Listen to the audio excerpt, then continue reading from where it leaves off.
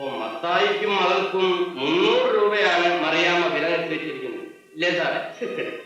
അങ്ങനെ വിലയായിട്ട് ഒരു ചെറിയ സഹായം ഒരു ഞാൻ അവരോട് സഹായം ആവശ്യപ്പെട്ടില്ലല്ലോ. എനിക്ക് പോട്ടെ, ഒരു കൈനീട്ടമായിട്ട് കരുതി വാങ്ങിച്ച പോലെ. അങ്ങനെ കൈനീട്ടം കണ്ട കണ്ണടയെന്നോന്നല്ല മത്തായി. എന്റെയും അവരുടെയും തൂക്കത്ത് സ്വർണം തരാമെന്ന് പറഞ്ഞാൽ പോലും ഞാൻ സാറാമയെ പിന്മാറ്റി. തോറ്റാലും ജയിച്ചാലും ഞങ്ങളൊന്ന് മത്സരിക്കാൻ തന്നെ തീരുമാനിച്ചിരിക്കുക. മത്തായിക്ക് ഇത്രയേറെ വാശി തോന്നാൻ കാര്യമുണ്ട് സാറേ, കാര്യമുണ്ട്. നിങ്ങൾ ആരെയും ഞാൻ അറിയിച്ചിട്ടില്ല.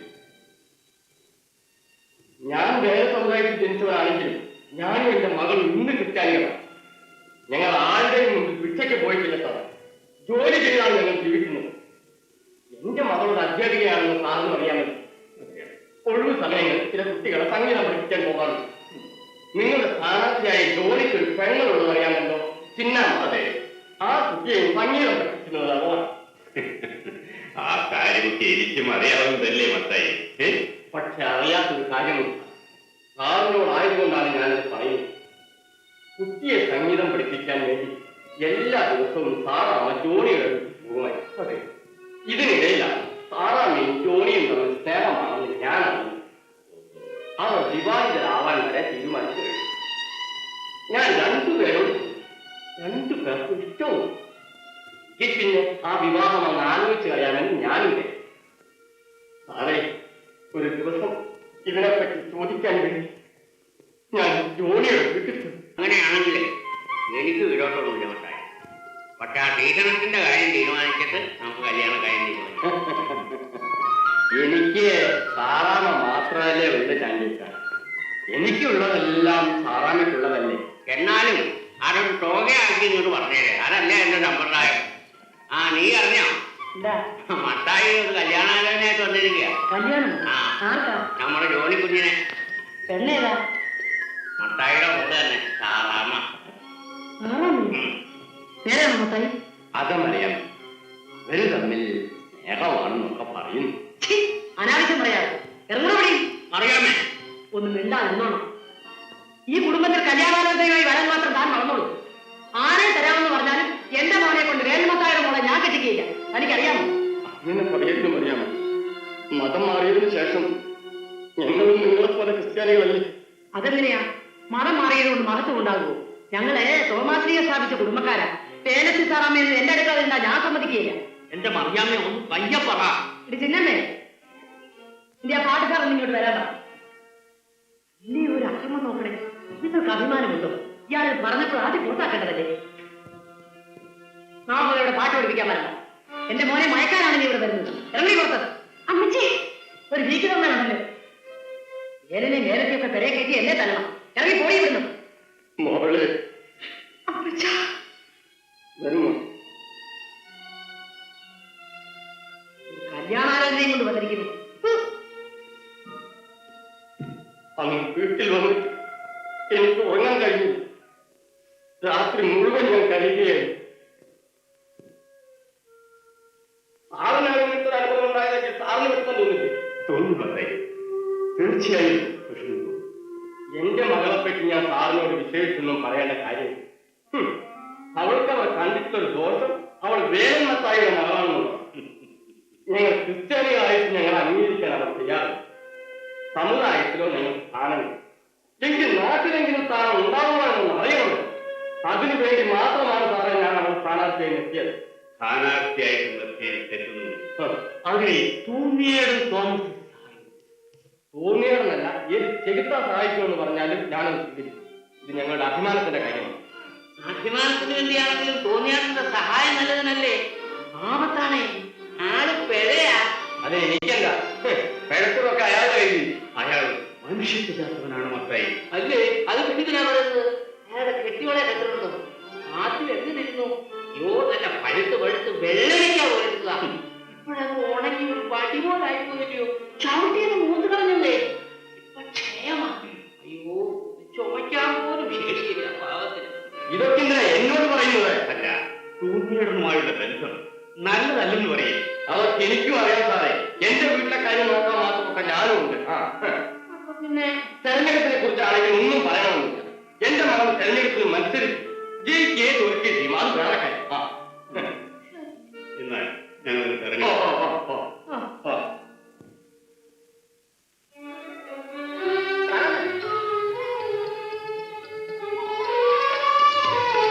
സാറമ്മേ, സാറമ്മേ, അവിടെ നിൽക്കൂ സാറാമ്മേ.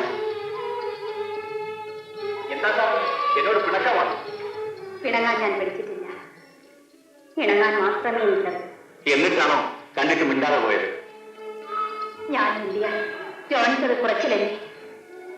ഞങ്ങൾ വിലകുറഞ്ഞവരാണ്. എന്റെ അമ്മയുടെ വാക്കുകൾ കേട്ടിട്ടാണ് നീ ഇങ്ങനെയൊക്കെ പറയുന്നതെന്ന് എനിക്കറിയാം. ഇക്കാര്യത്തിൽ നിന്നേക്കാൾ കൂടുതൽ വേദന എനിക്കുണ്ട്. പക്ഷെ എന്ത് ചെയ്യാം, എന്റെ അമ്മയുടെ സ്വഭാവം അങ്ങനെയായി. അതിന് ഞാൻ പരാതി ഒന്നും പറഞ്ഞില്ലല്ലോ.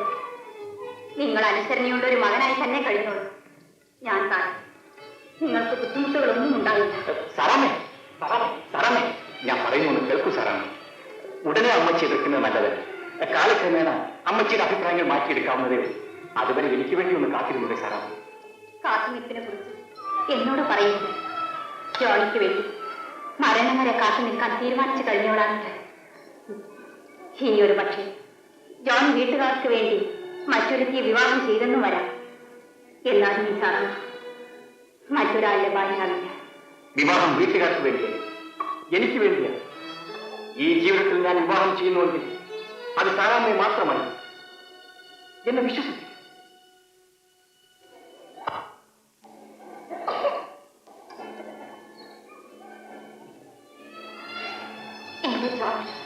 എന്നെ മറക്കാതിരിക്കാൻ ഈ മോതിരം ഉപകരിക്കും.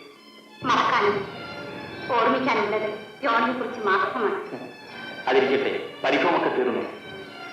ഇല്ല. ഓഹോ, ഇനിയും തീർന്നില്ല. അപ്പൊ ഇനി എന്ത് ചെയ്യണം?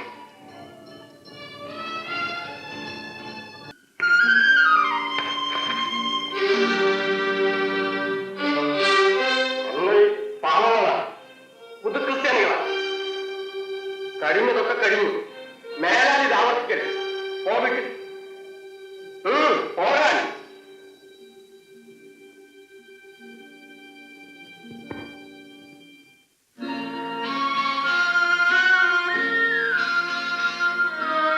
നീ വിവരമുള്ളവളാണെന്നാണ് ഞാൻ കരുതിയത്. എന്താ നീ കരയുന്നത്? കരയാൻ ഇതിൽ കൂടുതൽ എന്തെങ്കിലും വേണോ അപ്പച്ച? ജോണിക്കെതിരായി നിന്ന് മത്സരിക്കാൻ എന്നെ കൊണ്ടാവില്ല അപ്പച്ച. ഞാൻ ജീവിച്ചിരിക്കണമെങ്കിൽ നീ മത്സരിക്കും. എനിക്ക് നീ മാത്രമേ ഉള്ളൂ. നിനക്ക് വേണ്ടിയാണ് ഞാനത് പറയുന്നത്. നമ്മുടെ അഭിമാനത്തിൽ നീ അപ്പച്ചനനുസരിക്കും. അനുസരണയാണ് വലിയേക്കാൾ വലുത്. എന്റെ മോള് പഠിച്ചില്ലേ? അപ്പൊ മത്തായിക്ക് മകൾക്ക് എന്നോടാണ് വൈരാഗ്യം അല്ലേ? എന്താ അല്ലേ? മറിയമ്മയോട് പകരം ചോദിക്കാൻ വേണ്ടിയല്ലേ മകളെ നിർത്തിയിരിക്കുന്നതെന്നാണ് മത്തായിയുടെ അഭിപ്രായം. എങ്കിൽ അത് തന്നെ ഒന്ന് കണ്ടറിയാം. ഇനി ഒന്നും നോക്കാനില്ല. നിങ്ങളൊക്കെ തുടങ്ങിയേച്ചാൽ മതി. ആ കാര്യങ്ങളൊക്കെ ഞങ്ങൾ ഏറ്റുമറിയാം. ഞങ്ങളാൽ കഴിയുന്ന സാമ്പത്തിക സഹായം തരാം. എന്താ പോരെ? വേണ്ട വേണ്ട, കാശും ചക്രം ഒന്നും നിങ്ങൾ മുടക്കണം. എന്റെ മോനെ ജയിപ്പിക്കാനുള്ള വക ഈ വീട്ടിലുണ്ട്. വേലമ്മത്തായി പോലെ നമുക്കാരുടെ കാശൊന്നും. എടാ മോനെ, ഇനി ഇങ്ങനെ കളന്നു കുത്തിയിരുന്നാ പോരാ. നിന്റെ അമ്മച്ചി ഇറങ്ങിക്കഴിഞ്ഞു. ഇനി നല്ല ചൊടിയായിട്ട് നിന്നോണം. ജോണിക്കിന് നാളെ തന്നെ എല്ലാ വീട്ടിലൊന്നും പോകണം. ഞാൻ ഒട്ടിച്ചു. അല്ല, ഞങ്ങളും കൂടെ വരാം. ആളുകളോടൊക്കെയാണ് പറയേണ്ടതെന്ന് എനിക്കറിയാം. അതിനെ ഞങ്ങളോട് വരുന്നത്. നമുക്കിനെ ഉടനെ ഒരു തെരഞ്ഞെടുപ്പ് കമ്മിറ്റി ഉണ്ടാകും. അല്ല, ജോണി പോവാണ്. അവൻ പോന്നെ പോട്ട് സാറ്, ഞങ്ങളില്ലേ ഇവിടെ? നമുക്കൊരു മഹിളാ സംഘടന ഉണ്ടാക്കണം. ഇല്ലെങ്കിൽ എതിർസ്ഥാനാർത്ഥി ഒരു പെണ്ണായതുകൊണ്ട് സ്ത്രീയുടെ കുറെ വോട്ടുകൾ നഷ്ടപ്പെടും. ആ, അത് ശരിയാ. മറിയമ്മയുടെ നേതൃത്വത്തിൽ നമുക്ക് മഹിളാ സംഘം ഉണ്ടാക്കിയില്ലേ? അയ്യോ, അത് വേണ്ട. ഇയാനെ കിട്ടും നിർത്തിയാണ്. അതെങ്ങനെയാ പറയുന്നത്? ഞാൻ മാത്രം ഒരാണല്ലേ. എന്നാലും ഞാൻ പെണ്ണാണെന്നാണ് അവളുടെ വിചാരം. എന്തി അതെല്ലാം പോട്ടെ, നമുക്കൊരു ബോർഡ് എഴുതിക്കരുത്. വേണം വേണം. എതിരാളികളുടെ വോട്ടിന്റെ ഇരട്ടി ബോർഡ് വേണം. അത് തന്നെയല്ല, കടുവയുടെ പടമുണ്ടല്ലോ നമ്മുടെ, അത് ആനയുടെ വലുപ്പത്തിൽ വരച്ചു വയ്ക്കുകയും വേണം. സാറമ്മയുടെ അടയാളം ശരിയാണ്. ആ, അത് നല്ല തോൽവിയുടെ ലക്ഷണമാണല്ലോ. 1000 തുണി വിചാരിച്ചാലും ഒരു കടുവ എന്ത് ചെയ്യാൻ സാധിക്കും? അങ്ങനെ പറയും മണ്ടടിയച്ചാ. നമുക്ക് കുറെ മീറ്റിംഗ് ആണ്. പിന്നെ മുക്കിന് മീറ്റിംഗ് വേണം. പിന്നെ രാഘവനില്ലാതെ തെരഞ്ഞെടുപ്പ് കഴിയുന്നത് വരെ കടുവ കടുവ കടുവ മാത്രമേ കേൾക്കാവൂ. പിന്നെ മറ്റവൻ കൂടെ വേണം. ആരാ? ഐക്യൻ. ഈ തുപ്പക്കോളാമ്പി പോലെ ഇരിക്കുന്നതല്ലേ, അത് വേണം. അപ്പോൾ മീറ്റിങ്ങിന് കലാപരിപാടികൾ വേണ്ടേ? അതില്ലെങ്കിൽ ആളുകൾ കൂടുകയില്ല. ഇതിനൊക്കെ രൂപയുടെ കാര്യങ്ങൾ നടന്നതെന്നറിയാമോ? രൂപയുടെ കാര്യത്തിൽ ഒന്നും നിങ്ങൾ വിഷമിക്കണ്ട. പക്ഷേ എന്റെ മോനെ നിങ്ങൾ ജയിപ്പിച്ചതാണ്. മറികമ്മ പ്രത്യേകം പറയണം. പക്ഷേ തെരഞ്ഞെടുപ്പ് കഴിയുന്നത് വരെ ഒരു 50 പേരുടെ ഊണ എപ്പോഴും റെഡിയായിരിക്കണം. നമ്മുടെ വർക്കേഴ്സ് ഇങ്ങനെ ചാടിക്കൊണ്ടിരിക്കും. ഇപ്പോഴത്തെ അരിയുടെ എന്താണെന്ന് അറിഞ്ഞുകൊണ്ടാണ് ഈ സംസാരിക്കുന്നത്. ഒരു തെരഞ്ഞെടുപ്പിനുള്ളതല്ല എന്റെ പത്തായത്തിലുണ്ട് സാറേ, അത് കാണാം. ഇതെനിക്ക് വേറൊരു കാര്യം മറന്നുപോയല്ലോ. നമുക്കൊരു പ്രസ്താവന ഇറക്കണ്ടേ സാറേ? ശരിയാണ്, അത് നമ്മുടെ ശാസ്ത്രിയെ കൊണ്ട് എത്തിക്കാം. അദ്ദേഹത്തിന് എന്തെങ്കിലും ഓർഡിനും പ്രസ്താവനയ്ക്കും വാർപോഷനും കൂടെ ഒരു 100 രൂപ കൊടുത്താലും വേണ്ടി വരില്ല സാർ. 100 രൂപ മതിയാകുമോ പഠിച്ചാൽ? അല്ല, അഡ്വാൻസ് ആയിട്ട് 100 രൂപ ബാക്കി പിന്നെ കൊടുത്താൽ മതിയല്ലോ. 100 രൂപ എടുത്തു.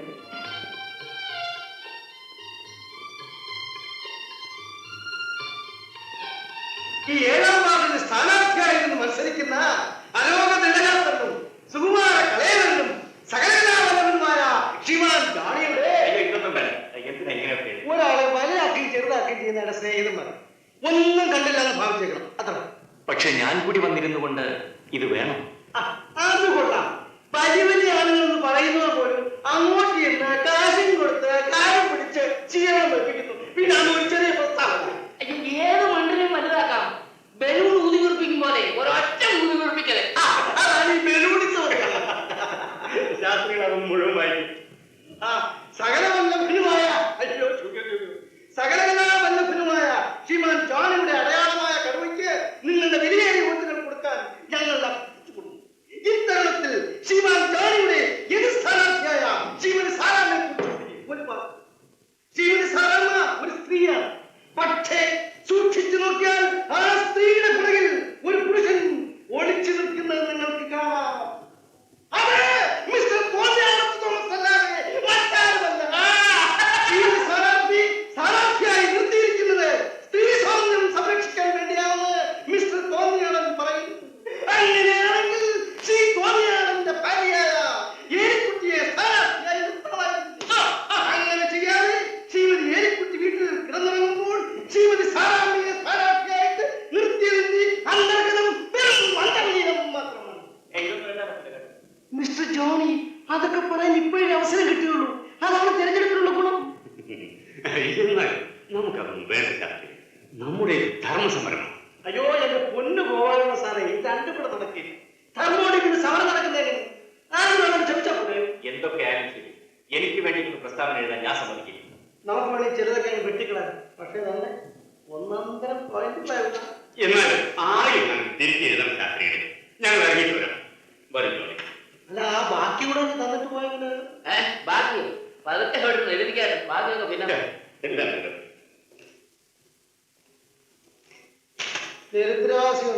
അക്ഷരാഭ്യാസമില്ല, അക്ഷരാഭ്യാസം ഉള്ളവന് കാശ് കൊടുക്കില്ല. പിന്നെ അങ്ങനെ ഗുണം പിടിക്കും.